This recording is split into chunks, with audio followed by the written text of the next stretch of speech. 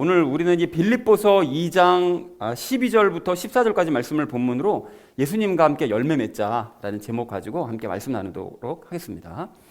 자, 우리가 그 지난주에 예수님처럼 낮아짐으로써 예수님과 함께 높여지는 삶에 대해서 이야기를 나눴었죠. 그래서 그 관련된 세 가지 이야기를 지난주에 나눴는데요. 첫 번째로 나눴던 이야기가 뭐였을까요? 네, 그렇습니다. 그 성부 하나님께서는 그 지난주 말씀을 보니까 예수님을 최대한 높이셨거든요. 그런데 그렇게 최대한 높이신 이유는 그 예수님께서 그럴 만한 일들을 행하셨기 때문에 높이셨던 것이었습니다. 그래서 예수님께서 이렇게 하신 일들을 우리가 혹시나 공감하지 못한다면 그 입장을 바꿔서 생각해 보면 예수님께서 어떤 일을 행하셨는지를 금방 우리가 깨달을 수 있다고 말씀을 드렸었죠. 그래서 질그릇 같은 내 인생을 찾아오셔서 우리를 구원하시고 예수님 닮도록 인도해 주시는 우리 예수님을, 그 일을 행하시는 우리 예수님을 영원히 찬양하자라는 얘기를 첫 번째로 나눴습니다. 자, 그런가 하면 두 번째로 나눴던 이야기가 무엇이었을까요? 네, 그렇습니다. 그러니까 예수님께서 행하신 그런 일들은 그렇게 하셨구나, 그냥 우리가 그냥 알아둬야 될 말씀이 아니라 사실은 우리도 행해야 되는 말씀이라고 말씀을 드렸었죠. 그래서 그 예를 들었던 인물이 이제 삭개오였는데요. 삭개오는 이제 예수님을 따르기로 하고 예수님을 만났을 때 자기의 모든 것들을 말씀대로 다 내려놓는 그런 모습을 보였습니다. 그런데 평상시에 우리가 이런 생각이 이제 안 드는 게 문제인데, 그래서 이제 지난주에 나눴던 그 본문 말씀을 예를 들어서 예수님께서 무엇을 계속 생각하셨느냐, 예수님은 낮아지고 순종해야 된다는 것을 계속 생각하셨다. 그러니까 우리도 마찬가지로 이것을 계속해서 생각해 나가자라는 것을 두 번째로 함께 나눴습니다. 자, 그런가 하면 마지막 세 번째로 나눴던 이야기가 무엇이었을까요? 네, 그렇습니다. 그러니까 우리가 예수님과 함께 낮아지고 죽기까지 순종을 하면 하나님께서는 이제 우리도 높여주시거든요. 왜 그런가 하면 우리가 예수님과 연합했기 때문에 예수님 높아질 때 우리도 같이 덩달아 높여지는 것입니다. 자, 그래서 그 예수님과 함께 세상을 다스리는 것, 그 여러 가지 예수님과 함께 높여지는 예들 중에 예수님과 함께 세상을 다스리는 것이 어떤 의미냐, 이걸 잠깐 우리 살펴봤는데, 예수님과 함께 세상을 다스리고 싶으면 먼저 다스려야 될 것이 있다고 그랬죠. 뭘 다스려야 되죠? 우리 안에 있는 죄를 먼저 다스려야 된다고 말씀을 드렸었습니다. 그래서 죄를 다스린다는 건 결국 믿어야 된다는 얘기죠. 불신을 다스리는 것이니까 결국 이제 믿어야 된다는 얘기인데, 그럼 예수님께서 우리의 그 믿음을 받으시고 세상을 다스리신다. 그럼 우리도, 예수님과 함께 있는 우리도 세상을 함께 다스릴 수가 있다. 그래서 예수님께서 먼저 이렇게 사는 모습을 보여주셨다고 그랬죠. 3년 내 그 공생의 기간 동안 보여주셨고, 그래서 우리도 그 길을 따라가야 되는데, 좀 더 쉽게 말씀드리자면 하나님께 우리가 무릎을 먼저 꿇으면 세상도 우리에게 무릎을 꿇을 수밖에 없다라는 얘기를 세 번째로 우리 나눴습니다. 그래서 사랑하는 우리 나눔 있는 교회 성도님들 모두는 그 예수님처럼 낮아지시고 여러분 순종하시기 바랍니다. 여러분 그렇게 하셔서 예수님과 함께 높여지시고 예수님과 함께 세상을 다스려 나가는 저 여러분 되어지시기를 다시 한번 주님의 이름으로 간절히 축원드립니다. 지난주는 예수님처럼 낮아짐으로써 함께 높여지는 삶에 대해서 우리가 이야기를 나눴다면, 이번 주는 예수님과 협조해서 열매 맺는 삶에 대해서 이제 말씀하고 있다는 것을 아시는 상태로 오늘 본문 말씀 보시면 이해가 쉬우실 것 같습니다. 자, 그래서 이번 주 주제를 이렇게 잡았는데요. 예수님과 함께 열매 맺자라는 것을 주제로 각절 말씀 보도록 하겠습니다. 먼저 12절 말씀 우리 함께 읽도록 하겠습니다. 그러므로 나의 사랑하는 자들아, 너희가 항상 순종한 것 같이 내가 있을 때뿐 아니라 지금 내가 없을 때에도 더욱더 순종하여 두려움과 떨림으로 너희 자신의 구원을 일하여 드러내라 라고 말씀하세요. 여기서 먼저 항상 순종한 것 같이 라고 하는 것을 봤을 때 그 빌립보 성도들이 정말 순종적인 사람들이었다라는 것을 알 수가 있죠. 그래서 정말 하나님께 잘 순종해서 바울이 감옥에 갇혔을 때 그 먼 거리를 찾아와서 섬기했던 사람들은 빌립보 성도들이, 서신서를 보면 빌립보 성도들이 이제 거의 유일했었죠. 늘 순종적인 사람이었다. 그런데 내가 없을 때도 더욱더 순종해라. 지금 바울과 떨어져 있는 상태니까요. 전체적인 그 교인들은, 성도들은. 그래서 남들이 보지 않을 때도 하나님께 순종하는 것이 이 정말 참된 순종이니까 그렇게 순종을 했으면 좋겠다라고 바울이 얘기를 하고 있습니다. 그리고 12절 하반절 말씀을 보시면 너희 자신의 구원을 일하여 드러내라라고 말씀하시는데, 우리가 그 흥정역 버전으로 이렇게 번역된 걸 보면 그렇구나 라고 별 이상한 게 없어요. 그런데 대부분 한국에서 많이 보는 개역개정 성경을 보면 이게 이렇게 기록되어 있지 않고 이렇게 되어 있습니다. 두렵고 떨림으로 너희 구원을 이루어라, 이렇게 되어 있어요. 그러니까 이 말씀을 탁 보면 어떤 느낌이 드십니까? 내가 두려워하고 떨리는 마음으로 내 구원은 내가 스스로 이뤄가야 된다 이렇게 느껴지잖아요. 보통 다 그렇게 이해를 하고 있죠. 또 그러니까 믿음으로 구원받는 건데 이 구절을 보면 또 행위로 구원받아야 될 것 같은, 그러니까 막 성도들이 성경을 보면서 헷갈리는 거죠. 막 이거 어떻게 해야 되나 막. 그러니까 적당히 알아서 눈치껏들 이렇게 막 생활하고 이렇게 하는데, 두려워하고 떨면서 스스로 구원을 이루어야 한다고 오해할 수 있는 말씀이 절대 아니라는 거예요. 여기는 그 원문 번역이 맞다라는 것이죠. 자, 그래서 구원받았다는 사실을 증거로 보여주라는 그런 뜻이에요. 너희가 구원받았다는 이미 받았다는 사실을 남들에게 보여주어라. 13절 말씀을 참고하면 열매를 보여주라는 얘기예요. 그러니까 구원을 받았다는 증거로서 열매를 보여줘라. 이런 의미입니다. 자, 그래서 여기서 일한다라는 말씀이 나오는데, 그러면은 어떤 일을 하냐? 결국은 일한다는 얘기를 보니까 결국 우리가 행위를 열심히 해야 된다는 얘기 아니냐라고 생각할 수 있는데 그게 아니었죠. 그 일하는 게 뭐죠? 그렇죠. 요한복음 6장 말씀에 의해서 일은, 하나님의 일은 예수님의 믿음, 그러니까 믿음을 가지라는 얘기입니다. 그러니까 결국은 예수님의 믿음을 가짐으로써 열매 맺는 모습을 보여주는 얘기인 거죠. 그러니까 종합을 하자면 예수님의 믿음을 가져서 열매 맺는 모습을 드러내 보여줘라라는 것이 12절 하반절의 내용이 되겠습니다. 자, 그런데 여기 두려움과 떨림으로라는 말씀이 또 앞에 있단 말이죠. 그러면 왜 두려움과 떨림으로 이 일을 해야 되냐? 그냥 자연스럽게 하면 되지라고 생각할 수 있는데, 여러분 여기서 바울이 이런 얘기를 종종 써요. 그 열매 맺으라는 얘기 특별히 할 때마다 이런 뉘앙스의 말을 계속 한단 말이죠. 왜 그런가 하면 마지막 심판 때 열매로 판단하시기 때문에 그래요. 하나님께서 다른 거 다 안 보십니다. 딱 한 가지 열매 보고 판단하시는 거예요. 그거 보면 너무 명백하게 본인도 알고 하나님도 알아요. 누가 다 알아요. 열매만 보고 판단하십니다. 그러니까 너희가 마지막 심판을 기억하면서 두렵고 떨리는 마음 가지고 그 열매 맺는 일에 최선을 다해야 된다라고 얘기를 하고 있습니다. 그래서 이제 두려움과 떨림으로 일을 해서 이제 보여줘라라고 얘기를 하시는 거죠. 자, 12절 전체 의미를 이렇게 정리할 수 있겠는데요. 사랑하는 자들아, 그동안 항상 너희가 순종했던 것처럼 내가 없더라도 더욱더 순종해라. 그렇게 순종을 해서 마지막 심판을 위해 너희가 두렵고 떨리는 마음 가지고 열매 맺는 삶에 최선을 다하도록 하여라 라는 것이 12절의 의미가 되겠습니다. 그러니까 지난주에 왜 예수님과 함께 낮아져서 높아지라고 그랬잖아요. 예수님과 함께 낮아지고 순종하는 마음, 그 마음으로 열매 맺는 일에 최선을 다하라는 거죠. 우리 예수님과 함께. 자, 그래서 이어진 13절 말씀 우리 함께 읽도록 하겠습니다. 너희 안에서 일하사 자기가 참으로 기뻐하는 것을 원하게도 하시고 행하게도 하시는 분은 하나님이시니라 라고 말씀하세요. 그래서 자기가 참으로 기뻐하는 것, 이게 뭐냐면 하나님께서 기뻐하시는 것을 이야기합니다. 그러니까 그거는 결국 예수님을 닮는 거예요. 각 서신서, 복음서마다 다 말씀하시는 것처럼 하나님께서 가장 기뻐하시는 일은 예수님을 닮는 거예요. 성도들이, 그리스도인들이. 자, 그래서 너희 안에서 일하사라고 말씀하시는 건 너무 당연하죠. 그러니까 하나님께서는 우리를 예수님 닮게 하시기 위해서 우리 안에서 일하고 계신다는 거예요. 그러니까 우리는 믿음으로 일하고 하나님께서는 우리를 움직이게 하셔서 일을 하시고 그렇게 일하신다라고 얘기를 합니다. 원하게도 하신다라고 말씀하는 것은 예수님을 닮고 싶은 마음을 우리에게 주신다는 거죠. 우리가 예수님을 닮아야 되니까 그런 마음을 우리에게 지속적으로 주시고 행하게도 하신다. 그러니까 우리가 예수님을 닮은 행동을 하게 만들어주시는 그런 일도 하신다는 거예요. 그러니까 이 부분에 대해서는 적용 시간에 우리가 좀 자세하게 나눠볼 건데, 여러분 여기 한 가지 넘어가기 전에 확인할 것은 예수님을 닮고 싶은 마음 이렇게 주시고 예수님 닮은 행동도 하게 하시는 이 두 구절을 딱 봤을 때 우리가 무엇을 알 수 있는가 하면 뭘 알 수 있습니까? 하나님께서 그리스도인 안에 계신다는 것이 너무나 확실하다는 거죠. 요만 봐서도 하나님께서 우리 안에 계셔서 그 일들을 행해 나가시는구나. 저 위에서도 얘기하시죠. 너희 안에서 이런 일들을 하신다. 너무나 분명한 말씀이 되겠습니다. 자, 그래서 13절 전체 의미를 이렇게 정리할 수 있겠는데요.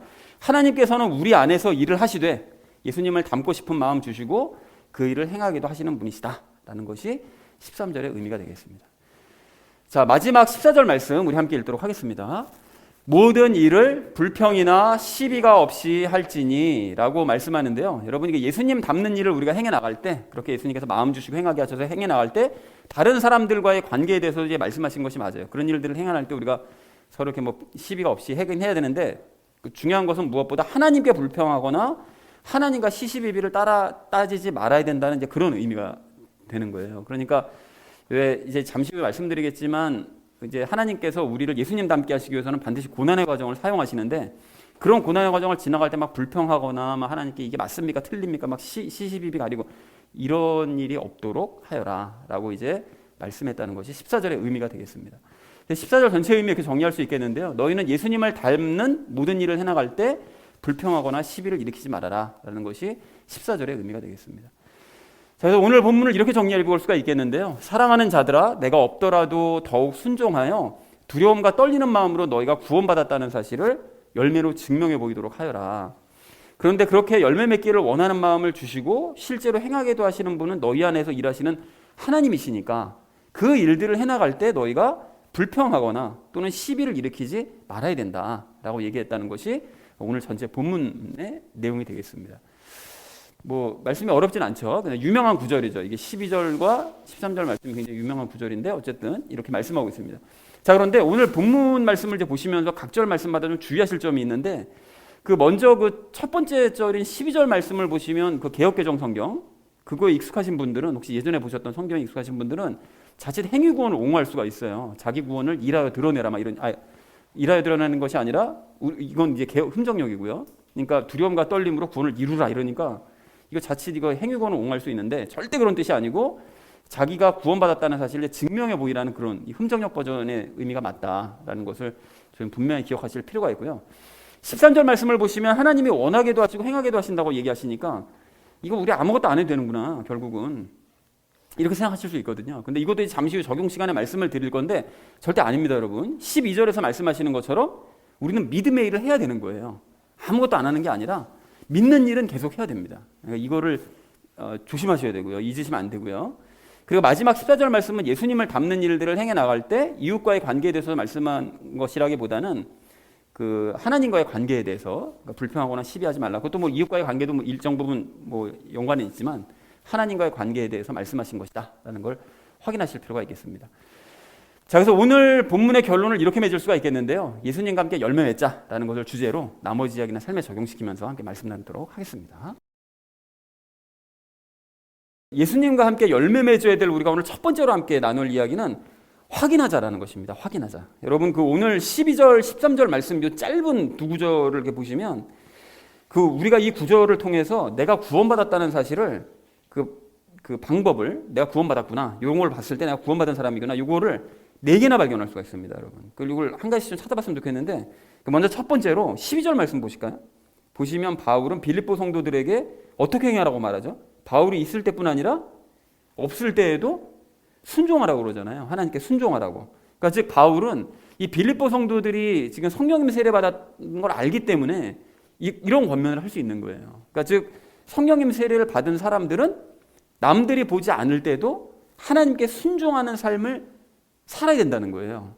그렇게 산다는 것이죠. 그러니까 이걸 보면 구원을 받았는지 안 받았는지 그 여부를 확인할 수가 있다는 거예요. 그래서 여러분 예를 들어서 여러분 예수님이 마태복음 5장부터 7장까지 말씀하신 그 내용이 산상수훈이라고 그러잖아요. 근데 그때 하신 말씀들을 가만 보면 그게 현재 예수님의 말씀을 듣고 있는 사람들에게 하시는 말씀이라기보다는 장차 성령님 세례를 받은 것을 가정하고 그렇게 성령님 세례를 받았을 때 어떤 삶을 살아야 되느냐 이거에 대해서 얘기하시는 것이 5장서부터 7장까지 내용이에요. 만약에 그게 아니라면 일반 율법적으로 막 자기 노력으로 행하는 이런 상태였었다면 오른뺨 맞으면 왼뺨 못 돌려 되거든요. 그러니까 장차 이제 성령님 세례 받으면 그 이후에 이제 너희가 이런 삶을 살아야 된다. 이걸 말씀하신 건데 그런데 여러분 그 중에서 6장 6절 말씀 보시면 이렇게 말씀하세요. 기도할 때에 내 골방으로 들어가 내 문을 닫고 은밀한 가운데 계시는 내 아버지께 기도하라. 이렇게 말씀하세요. 그러니까 성령님 세례 받지 않은 그런 바리새인들이나 서기관들은 자꾸 기도할 때 남들 앞에서 기도하는 걸 자랑하고 싶어요.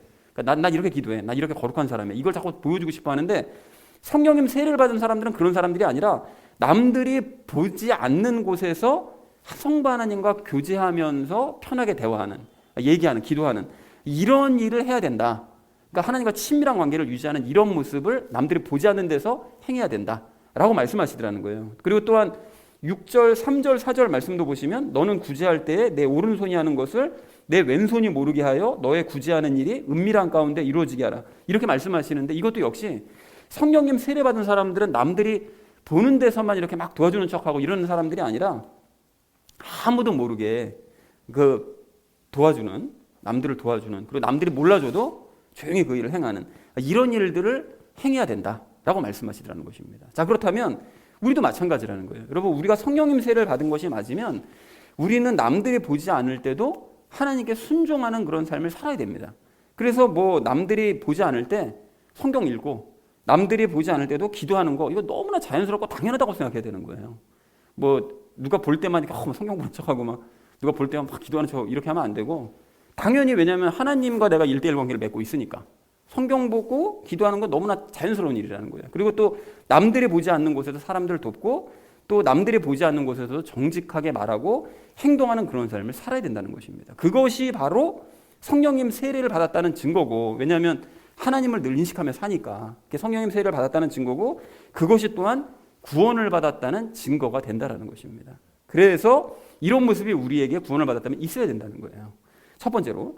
자, 그런가 하면 여러분 두 번째로요, 12절 이 마지막 부분을 보시면 바울은 빌립보 성도들에게 일하라고 권면하잖아요. 그런데 아까 이 일은 뭐를 뜻한다고요? 믿음이요. 그러니까 믿음의 일이죠. 그러니까 예수님의 믿음을 뜻한다고 그랬는데, 빌립보 성도들은 성령님 세례를 받았기 때문에 바울은 예수님의 믿음을 너희가 가짐으로써 열매를 맺어야 된다라고 권면을 한 거예요. 그러니까 이런 믿음과 열매로 자기가 구원을 받았는지 여부를 확인할 수가 있다는 것이죠. 그래서 우리도 성령님 세례 받았다면 우리도 예수님의 믿음과 이런 열매가 있어야 됩니다. 자, 그런 의미에서 여러분, 과거 우리는 그 구원 얻는 믿음만 알고 있었지 사실은 예수님의 믿음이 뭔지도 전혀 몰랐었잖아요. 그런데 그랬던 우리가 이제는 예수님의 믿음이 무엇인지를 알게 됐어요. 자, 그렇다면 예수님의 믿음을 알고만 있지 말고 이제는 어떻게 해야 되죠? 실제로 발휘를 해야 됩니다. 이제까지 우리가 알아오는 과정을 거쳤었다면, 아, 예수님의 믿음이 그런 거구나 라는 걸 알았다면 이제는 그것을 발휘가 되어야 된다는 거예요. 즉, 할 수 없다는 사실을 내가 고백하면서, 그러면서 예수님이 성령님의 열매를 맺게 해주실 것을 믿음으로 말미암아, 그러니까 예수님의 믿음이죠. 그럼으로써 실제로 열매를 맺어가야 된다는 거예요. 그런가 하면 일상적인 삶도 마찬가지죠. 여러분, 일상적인 삶에서 고난과 어려움이 닥쳐올 때 이거 내 힘으로는 도저히 해결할 수 없는 거다, 빨리 인정하셔야 돼요. 빨리. 크든 작든 이건 내가 관여할 문제도 아니야 라고 인정하시고, 이 문제가 도저히 해결되지 않을 거다라는 내 안의 죄의 속삭임을 여러분 싸우면서, 그 죄의 속삭임과 싸우면서 예수님께서 문제를 해결해 주실 것이라는 믿음을 가지셔야 된다는 거예요. 그리고 여기서 한 걸음 더 나아가서 예수님이 내 문제를 해결해 주지 않으실 이유는 아무것도 없다, 이런 믿음을 가지셔야 돼요. 이걸 해결해 주지 않으실 거라고? 왜? 당연히 해결해 주시지, 내가 누군데.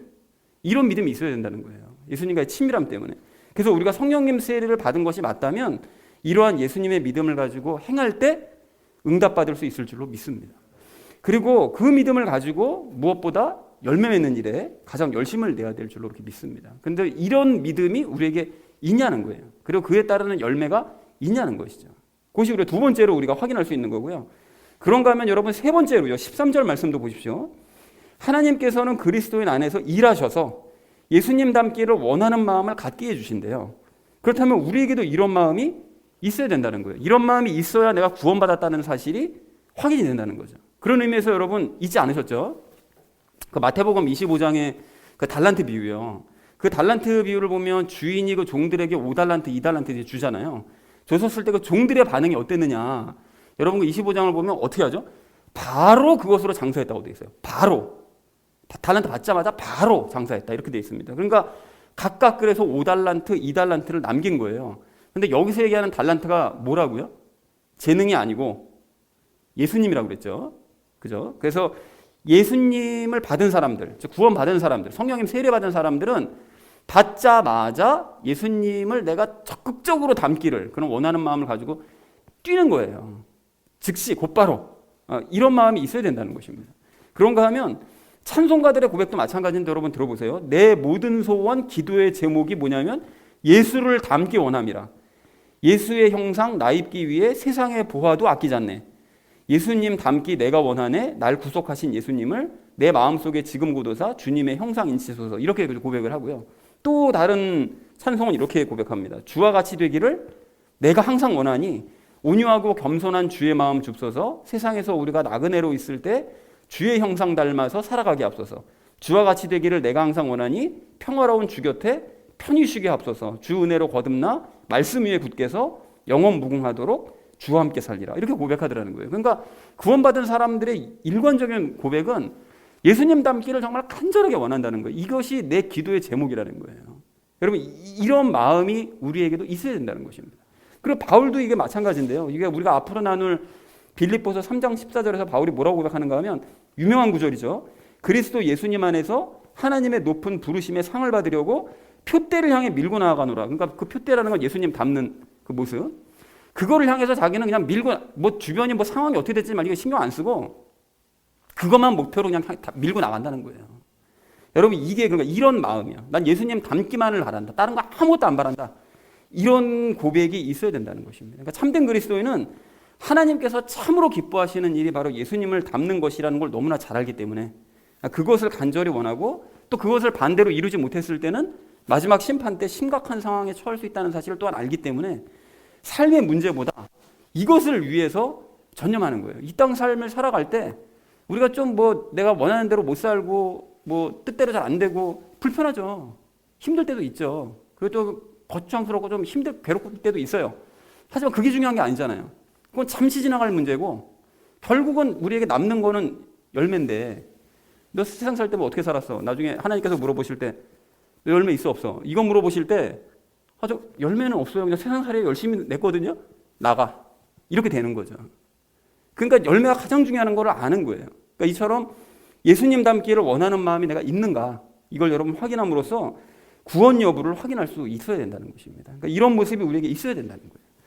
자, 그리고 여러분 마지막으로 13절 말씀 또 보십시오. 보시면 바울은 성도들 안에 계신 하나님께서 성도들로 하여금 예수님 닮는 일을 행하게 하신대요. 행하게. 그래서 우리가 구원을 받은 것이 맞다면 우리도 예수님 닮는 일을 행해야 됩니다. 아니, 행해져야 되는 것이죠. 그래서 우리가 여러분 삶을 살다가 뭐 여러 가지 상황들을 맞닥뜨리잖아요. 근데 그럴 때 열매와 관련된 상황을 이렇게 만나면 그때마다 열매가 떠올려져야 돼요.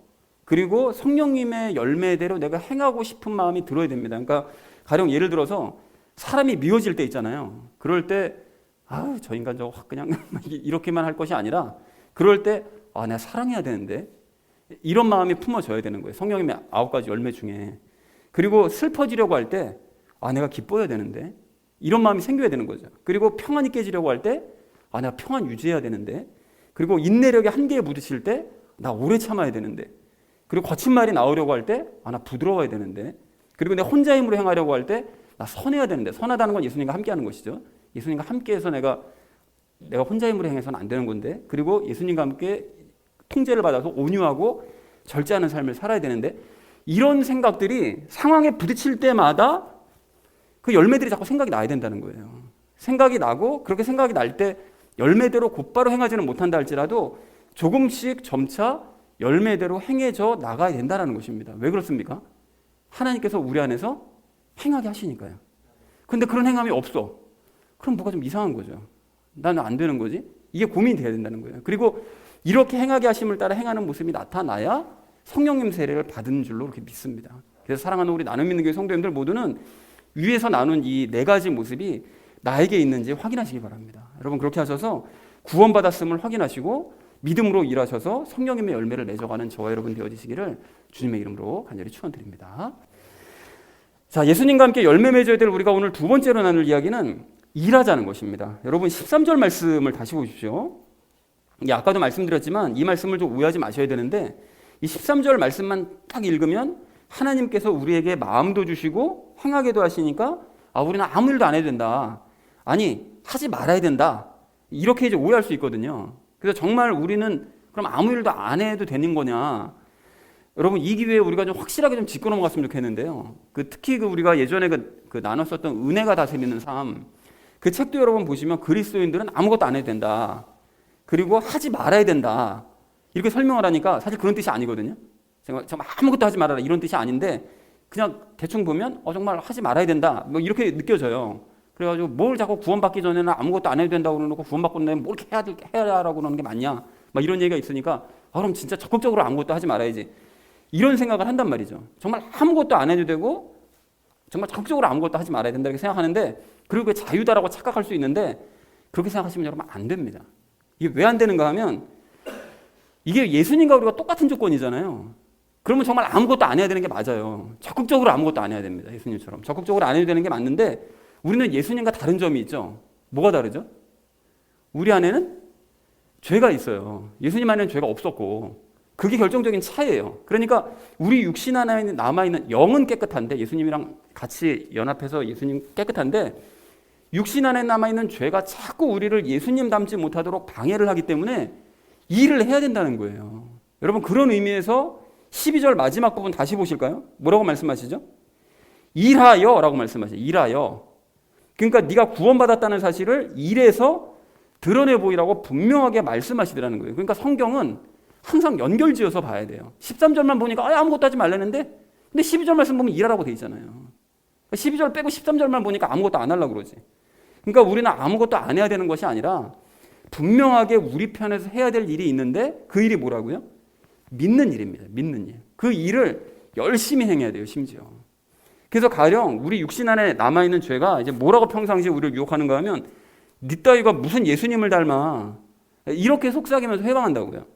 그럼 그 말이 맞는 것 같아요. 틀림없이 내가 하는 짓거리 보면 이거 예수님 닮는 거랑 상관도 없는 짓을 하고 있거든요, 지금. 그런 생각도 하고 있고. 그러니까 그 말이 맞는 것 같아. 그러니까 이제 낙심하죠.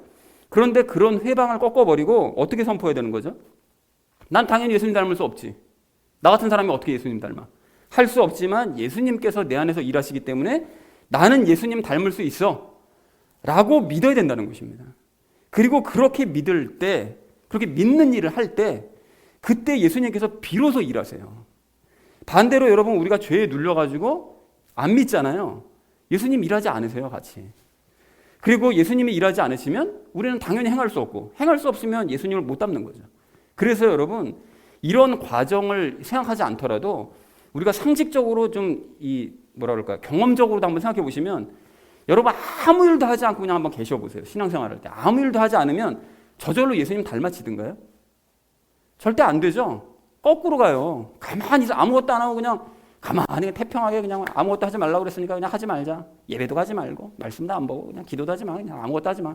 이렇게 하면 옛 습관에 따라서 과거의 모습처럼 점점 더 악하고 못된 모습만 자꾸 드러날 뿐인 거예요. 이게 우리의 모습이라는 거예요. 그래서 예수님께서는 믿는 일을 하라고 말씀하시는 거고, 믿는 일을 더 열심히 하게 하시기 위해서 무엇을 사용하시는가 하면 고난을 사용하시는 거예요. 즉 고난의 과정을 통해서 우리가 악한 옛 습관들을 다 털어내고 믿음으로 일하게 하심으로 말미암아 예수님 닮는 열매를 맺게 하신다는 것입니다. 그래서 여러분, 그 은혜가 다스리는 삶 책 얘기가 나서 그런데, 은혜가 다스리는 삶 책을 보면 그 1장은 이제 서론이고, 이제 2장서부터가 본격적인 내용인데, 그 2장이 사실은 제일 중요한 내용이거든요. 그 2장 내용 기억하세요? 그 고통의 신학교 과정에 대한 내용이거든요. 고통의 과정을 지나가야 된다. 바닥까지 내려가는, 인생의 바닥까지 내려가는 고통의 과정을 지나가야 된다. 이게 내용인데, 이 고통의 신학교 과정을 통과하지 않으면 그 뒤에서 얘기하는, 설명하는 은혜의 삶, 믿음의 삶 이런 건 없어요. 이게 대전제예요. 이게 없으면 뒤의 삶들은 없는 거예요. 그건 허상이에요, 허상. 반드시 지나가야 되는 과정이에요. 근데 안타깝게도 이제 많은 사람들이 이 고통의 과정을 그냥 어물쩍 넘어가고 싶은 거예요. 그냥 어물쩍 대충 그냥 슬쩍 넘어가면 안 되나? 그래도 은혜의 삶 누릴 수 있지 않을까? 이렇게 생각하는 거예요. 그러니까 은혜의 삶을 체험하지 못하는 거예요. 그래서 그걸 체험하지 못하니까 나간 사람들도 많아요. 맨날 고난 얘기하고 맨날 죽었다는 얘기만 하고 맨날 무슨 뭐 없어 이런 얘기만 하니까 지겹다고 나가는 거예요. 그 체험하려고 그러지 않으니까. 근데 여러분, 제가 종종 말씀드리지만 고난 얘기하는 거 저도 싫어요. 고난 경험하는 거요 더더욱 싫어요. 저도 싫은데 결국 고난이 유익인 것도 맞습니다, 여러분. 이게 결국은 그래요. 이제까지 우리가 그래서 이론적으로만 알고 있던 이 은혜의 삶을 실제로 그걸 내가 체험하고 그 삶을 내 것으로 만들 수 있는 기회가 바로 고난의 과정을 통과하는 때예요. 그게 유일한 관문이에요, 여러분. 그래서 우리가 이 고난의 과정을 반드시 통과해야 되는데, 은혜가 다스리는 삶 2장에서 설명하는 그 강력한 고난이요. 그 고난의 과정을 통과하면 그 이후로는 고난이 안 생기냐? 그거 아니고요. 그 과정을 통과한 이후에도 종종 찾아오는 고난의 과정을 우리는 적극적으로 계속 맞닥뜨려야 돼요. 어쩔 수가 없어요. 그냥 계속 다가오니까, 예수님께서 그걸 도구로 우리를 사용하시려고 하니까, 우리 삶을 바꾸려고 하시니까. 그래서 여러분, 그 맞닥뜨릴 때 그걸 통과할 때마다 믿음으로 이겨내는 훈련을 계속 하셔야 된다는 것입니다. 일하셔야 돼요, 여러분. 그게 일이에요. 우리가 해야 될 일. 고난이 닥쳐오면 믿음으로 돌파하리라, 극복하리라. 이게 우리가 해야 될 일이라는 거예요. 그런 의미에서 여러분, 바울을 생각해 보시면 고난 얘기 나올 때마다 제가 인용해 드리는 구절 있잖아요. 하도 말씀드려가지고 이제 외우시진 못하겠지만 어쨌든 그 구절이 있는데, 여러분 고린도후서 11장 23절서부터 27절까지 말씀이 이런데, 여러분 귀를 들여다 한번 들어보십시오. 내가 수고를 더욱 넘치도록 하고 매도 지나치게 맞고 감옥에도 더 자주 갇히고 여러 번 죽을 뻔하였으니 내가 유대인들로부터 40에서 하나 뺀 매를 5번 맞았으며 3번 몽둥이로 맞고 1번 돌로 맞고 3번 파선을 당하여 한밤과 한낮을 기품 속에 있었으며 자주 여행하면서 물들의 위험과 강도들의 위험과 내 동포로 인한 위험과 이교도들로 인한 위험과 도시에서의 위험과 광야에서의 위험과 바다에서의 위험과 거짓 형제들 가운데서의 위험을 당하였고 또 지치고 아프고 여러 번 밤을 새우고 굶주리고 목마르고 여러 번 금식하고 추위를 당하고 헐벗었노라. 읽기도 힘들잖아요. 근데 이거를 다 경험한 거예요. 다. 매번. 여러분, 그래서 바울이 이런 고난의 과정을 매 순간 경험하면서 그걸 또 경험할 때마다 믿음으로 매 순간 이겨내면서 그때마다 예수님의 능력을 체험하면서 점차 예수님 닮은 사람으로 변화되어져 가더라는 것입니다. 그렇다면 여러분, 우리도 마찬가지라는 거예요. 여러분, 우리도 고난이 닥쳐올 때 바울처럼 믿음으로 인해서 그 고난을 이겨가면 우리도 점차 예수님 닮아갈 수 있다는 것입니다. 그래서 사랑하는 우리 나눔 믿는 교회 성도님들 모두는 말씀을 오해해서 아무것도 안 해도 된다고 여러분 생각하지 마시고 믿음의 일을 계속하시기 바랍니다. 특히 예수님께서 허락하시는 고난을 겪을 때 이게 바울과 같은 정도의 고난이 아니라면 여러분 아시잖아요. 내가 겪고 있는 고난이 지금 바울과 같은 이런 고난이랑 비교해 보시면 이게 내가 어느 정도인지 이게 보이시잖아요. 여러분, 그럴 때 그 정도 고난이 아니라면 14절 말씀처럼 불평하거나 하나님께 시시비비 가리려고 하지도 마세요. 여러분, 이게 어차피 지나갈 과정이에요. 그거 막 불평해봤자 이게 될 문제가 아닙니다. 여러분, 이게 그러니까 통과를 하셔야 되는 거예요. 그러니까 이 고난의 과정을 통해서 도리어 내가 더 적극적으로 믿음을 키우겠다. 믿음을 키우셔서 예수님의 능력으로 하루빨리 그 고난의 상황 벗어나시고요. 그리고 그래서 최종적으로는 예수님 닮는 열매를 맺는 저와 여러분 되어주시기를 주님의 이름으로 간절히 축원을 드립니다. 자, 예수님과 함께 열매 맺어야 될 우리가 마지막 3번째로 나눌 이야기는 구원을 드러내자라는 것입니다. 여러분, 오늘 12절 말씀을 좀 다시 보실까요? 12절 말씀 보시면 바울은 믿음의 일을 함으로써 구원받았음을 드러내 보여라, 이렇게 권면을 해요. 그러니까 다시 말해서 아까는 말씀드렸죠. 예수님 닮은 모습, 열매, 그걸 보임으로써 너희가 구원받았다는 사실을 증명해 보여라 라고 이제 권면을 하더라는 것입니다. 자, 그런데 그 일을 행할 때 바울이고 앞에서 전제 조건이 있죠. 두려움과 떨림으로 행해라, 이렇게 얘기해요. 그러니까 즉 열매를 맺는 일을 대충대충 해도 된다, 이렇게 생각하지 말고 마지막 심판 때 열매로 심판받는다는 사실을 기억해서 정말로 두렵고 떨리는 마음으로 열매 맺는 일에 최선을 다해야 된다, 이렇게 강조하더라는 거예요. 여러분, 이게 어지간히 중요한 내용이 아니면 이런 얘기 할 필요가 없잖아요. 근데 서신서 곳곳에서 이런 얘기 한단 말이죠. 그러니까 최선을 다해야 된다, 이 일에 라고 권면하더라는 거예요. 자, 그렇다면 누군가는 이런 질문을 할 수도 있어요. 아니, 빌립보 성도들 성령님 세례 받았다고 그러지 않았어요? 그럼 성령님 세례를 받았다는 것은 영의 구원을 받았다는 것이고, 영의 구원 받았으면 천국 가는 건데, 아니 천국 갔으면 됐지, 그거를 뭐 굳이 두려움과 떨리는 마음까지 가지면서 막 이렇게 열매 맺는 일에 최선을 다할 필요가 있나? 이런 생각을 하실 수 있다는 거예요. 자, 그래서 여러분, 오늘 우리가 이 부분을 좀 분명히 정리를 좀 했으면 좋겠는데요. 빌립보 성도들도 그렇고 우리도 그렇고 여러분, 우리 구원 받았다고 생각하잖아요. 그죠? 빌립보 성도들도 구원 받았다고 생각했을 거예요. 그 성령 세례 받았다고 그랬으니까. 자, 그러면 구원 받은 걸 어떻게 할 수 있습니까? 우리가 금방 적용 1에서 나눴던 그 4가지 사항을 쭉 검토해 보니까 저는 구원 받은 게 맞는데요. 뭐 이렇게 대답하실 수 있는데, 대부분들은 구원 받은 거 어떻게 하세요? 이렇게 여쭤보면 뭐라고 대답하죠? 나 구원 받았다는 확신이 있어요. 그러니까 나 구원 받은 거예요. 이렇게들 보통 대답들을 한다고요.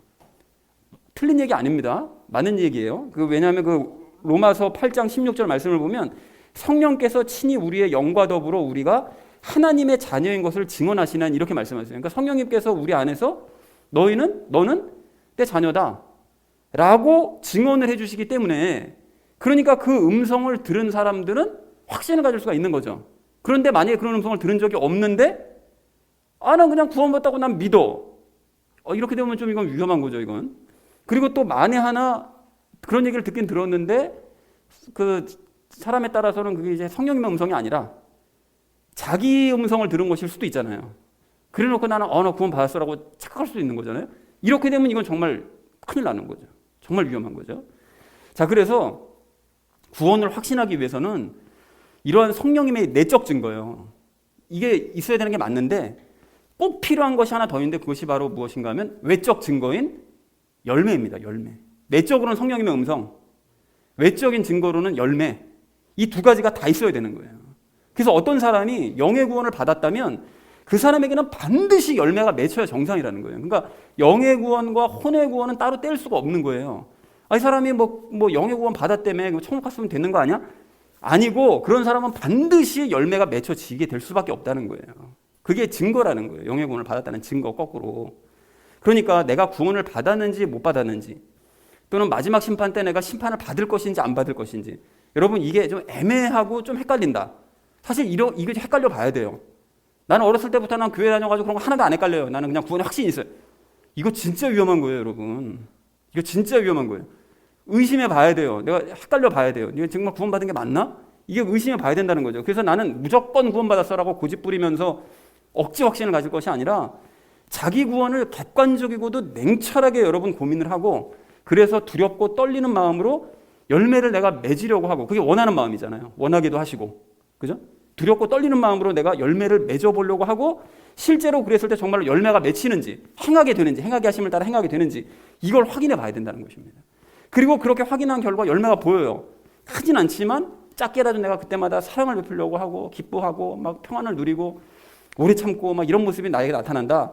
그러면 구원에 대한 확신을 그제서야 가져도 좋다는 거예요. 그런데 반대로 내가 원하는 마음도 없어요. 별로 예수님 닮고 싶지도 않아. 그리고 예수님을 닮으려고 행하는 모습도 없는 것 같아요. 그래서 열매도 없어요.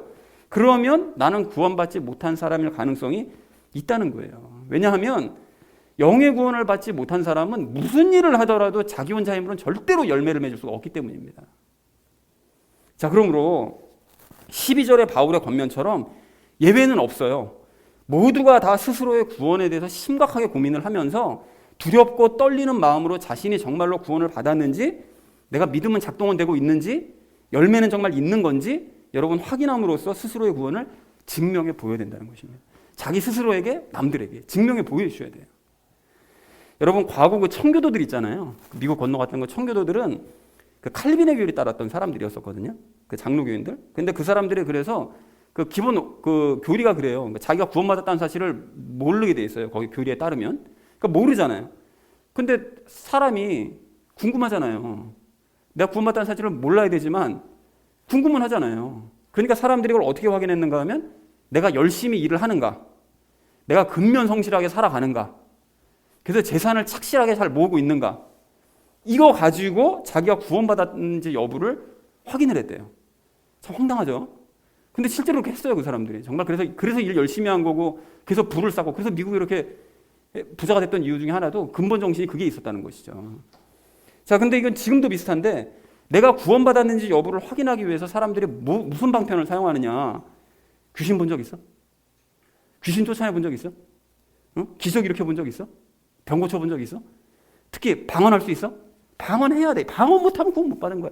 이런 조건들을 가지고 자신이 구원받았는지 여부를 확인하려는 사람들이 많아요. 있는 정도가 아니고 많아요. 그런데 여러분 그런 거짓말들에 속으시면 안 됩니다. 여러분 성경 어디에 그런 조건들이 있어요? 귀신을 봐야만 구원받는 어디 그런 얘기가 있어요? 어디 방언받아야 구원받았다는 얘기가 어디 있냐고요. 구원 여부를 확인할 수 있는 방법은 12절에 있는 줄로 믿습니다.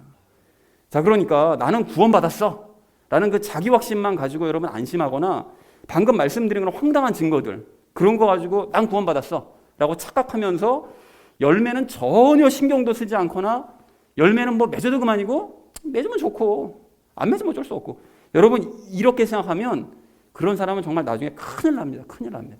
왜 그렇습니까? 오늘 13절에서 말씀하시는 것처럼 하나님께서는 예수님 닮는 것을 가장 기뻐하시니까요. 그리고 결국 가장 기뻐하시는 그것 가지고 마지막에 심판하시니까요. 그러니까 이게 정말 큰일 날 수밖에 없다는 거예요. 그래서 일하시는 거예요. 우리 안에서 열심히. 여러분 누가복음 13장 말씀 보시면 그 예수님께서 그 좁은 문에 대해서 말씀을 하세요. 근데 그 마지막 날이 되면 많은 사람들이 그 좁은 문으로 와서 문을 두드릴 거래요. 그러니까 예수님께서 그렇게 강조하셨던 좁은 문이요. 2000년 전에 오셔서 좁은 문으로 들어가야 된다. 그렇게 강조하셨던 그 문을 사람들이 전혀 신경도 쓰지 않고 거들떠보지도 않았다가 여기도 좁은 문이에요. 이 현관문도. 이렇게 강조를 하는데도 안 오거든요. 그러니까 이 문을 나중에 심판 때가 되면 그때 가서 좁은 문을 막 찾아서 문 두드린다는 거예요. 열어달라고. 그런데 그때 사람들의 이 변명이 참 황당한데 여러분 한번 들어보십시오. 누가복음 13장 26절에서 이렇게 말씀하세요. 우리는 주 앞에서 먹고 마셨으며 주께서는 우리 거리에서 가르치셨나이다. 여러분 이 말씀을 잘 생각해 보세요. 이 사람들은 예수님과 함께 먹고 마셨다고 얘기하지 않고 예수님 앞에서 먹고 마셨대요. 그러니까 요한계시록 3장 20절 말씀을 보시면 예수님을 영접한 사람들은 예수님과 함께 먹고 마신다. 즉 예수님과 함께 생활을 한다. 이렇게 말씀을 하시는데 이 사람들은 어떻게 한다고요? 예수님 앞에서 먹었대요. 그러니까 즉 예수님을 알기도 하고 친분도 있었어요. 다 알아요. 아는데 결국 예수님과는 따로 살았다. 이런 고백을 자기 입으로 얘기하더라는 것입니다. 영접하지 않았다는 거예요, 결국. 그리고 이 사람들은 예수님께서 길거리에서 가르치시는 것을 봤대요. 그러니까 예수님께서는 당신의 가르침을 너희가 듣고 나의 삶으로 직접 들어와서 나를 따라야 된다라고 말씀을 하시고 그렇게 강조하셨는데 이 사람들은 가르치는 내용 같은 건 별 관심이 없고 그냥 예수님 가르치는 모습 봤다는 거예요. 그냥 본 적 있다. 그러니까 결국 무슨 얘기예요? 안 들었다는 얘기 아닙니까? 결국 예수님의 그 삶으로 예수님을 따르지 않았다는 얘기잖아요. 그래서 이 사람들은 마지막 날 어떻게 된다고요? 아브라함, 이삭, 야곱과 함께 새 예루살렘으로 들어가지 못하고 바깥에서 울면서 이를 갈게 될 것이다. 이렇게 말씀하시더라는 거예요. 그러니까 결국 뭘 할 수 있습니까? 예수님의 말씀을 귀담아 그 가르침을 귀담아 듣고 그래서 예수님과 연합해서 예수님과 함께 살아가는 사람만이 좁은 문으로 들어가서 구원을 받는 사람들인 건데 그런 사람들은 두렵고 떨리는 마음으로 예수님을 닮아가고 그런 삶을 사람들 앞에 드러내 보여준다는 거예요.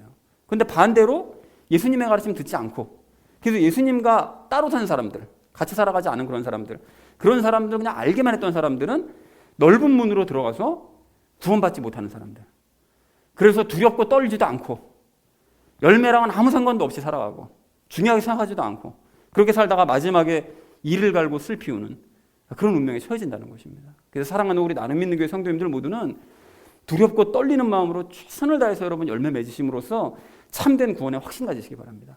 또한 그러한 열매를 맺는 사람 그 삶을 다른 사람들에게도 드러내 보여주세요. 그렇게 하셔서 좁은 문으로 초청하시기 바랍니다. 그렇게 해서 하나님을 기쁘시게 하는 저와 여러분 되어주시기를 주님의 이름으로 간절히 축원을 드립니다.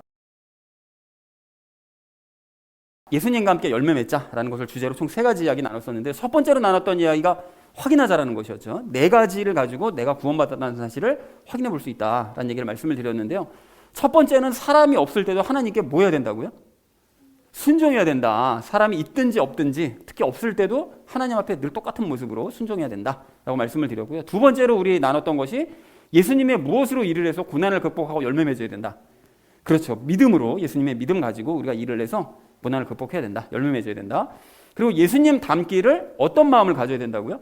하나님께서는 우리에게 이것도 주시고 원하는 마음, 예수님 닮기를 원하는 마음을 우리가 가져야 된다. 그리고 마지막 4번째로는 예수님 닮도록 어떻게 하신다고요? 원하게도 하시고 행하게도 하시는 그러니까 행하는 모습이 있어야 된다는 거죠. 그래서 구원받은 사람들은 이 4가지를 확인해 보면 내가 구원받았다는 사실을 확인할 수 있습니다. 안 볼 때도 순종하고 예수님의 믿음으로 일하고 있고 예수님 닮기를 원하고 있고 행하고 있는가 이것만 봐도 구원받았다는 사실을 확인할 수가 있는 거죠. 자, 그런가 하면 우리 두 번째로 나눴던 이야기가 일하자고 그랬죠. 일하자. 믿음으로 일해야 된다라고 그랬는데 우리는 예수님과 달리 뭐를 가지고 있기 때문에요? 죄를 가지고 있기 때문에 일을 해야 된다고 그랬어요. 우리가 아무것도 안 해도 된다. 이런 의미는 다른 어떤 행위를 안 해도 된다는 거고 믿음의 일은 해야 된다는 거예요. 끝까지. 여러분 이거 반드시 해야 됩니다. 그래서 우리가 해야 될 일은 어떤 일이라고요? 방금 답 얘기했죠. 믿는 일이다 라고 말씀을 드렸었고요. 그리고 하나님께서는 우리가 일할 수 있도록 무엇을 사용하신다고요? 믿음의 일을 할 수 있도록 이걸 도구로 사용하세요. 어떤 겁니까? 우리 삶 가운데 이거를 맞닥뜨리게 하시죠. 고난을. 그러니까 하나님께서는 우리가 일할 수 있는 믿음의 일을 계속할 수 있도록 고난을 계속해서 사용하세요. 그러니까 어쩔 수 없이 우리가 계속 맞닥뜨려야 됩니다. 자, 그래서 일함으로써 그렇게 믿음의 일을 함으로써 고난을 극복하고 무엇을 맺자고요? 열매를 맺어가자라는 것이 두 번째로 나눈 이야기였습니다. 그래서 마지막 3번째로 우리 나눴던 이야기가 구원을 드러내자고 그랬죠. 구원받았다는 사실을 드러내자. 두렵고 떨리는 마음 가지고 무엇 받았음을 드러내 보여야 된다고요. 구원받았다는 사실을 우리가 드러내 보여야 된다. 이게 두렵고 떨리는 마음 가지고 이 구원받았다는 사실을 열매로서 드러내 보여줘야 됩니다. 자, 구원받았음을 알 수 있는 방법은 성령님의 내적 증거와 외적 증거인 뭐요? 열매로 그 2가지로 우리가 확인할 수가 있다. 자, 그래서 예수님과 연합해서 열매 맺는 삶이 곧 어느 문으로 들어가는 삶이라고요? 그렇습니다. 좁은 문으로 들어가는 삶이다. 예수님과 연합해서 가르침을 듣고 연합해서 그분과 함께 살아가는 삶, 그래서 열매 맺는 삶, 그것이 곧 좁은 문으로 들어가는 삶인데 대부분은 이거 안 해요. 그냥 예수님과 연한 모임도 모르겠고 열매도 모르겠고 나는 그냥 예수님 믿고 나는 잘 먹고 잘 살면 끝이야. 그냥 이 땅에서. 이렇게 생각하기 때문에 넓은 문으로 가는 거죠. 그러니까 우리가 분명하게 기억하는 우리가 되기를 소망합니다. 자, 그래서 사랑하는 우리 나눔 있는 교회 성도님들 모두는 구원 받았는지 여부 여러분 확인하시고요. 또 두렵고 떨리는 마음 가지고 믿음의 일을 행해 나가시기 바랍니다. 그래서 열매 맺으셔서 구원을 더욱 확신하시고 그 사실을 또 드러내 보이시고 그래서 다른 사람들도 이 좁은 문으로 초청하시는 저와 여러분 되어주시기를 주님의 이름으로 간절히 축원드립니다. 우리와 함께 기도하겠습니다.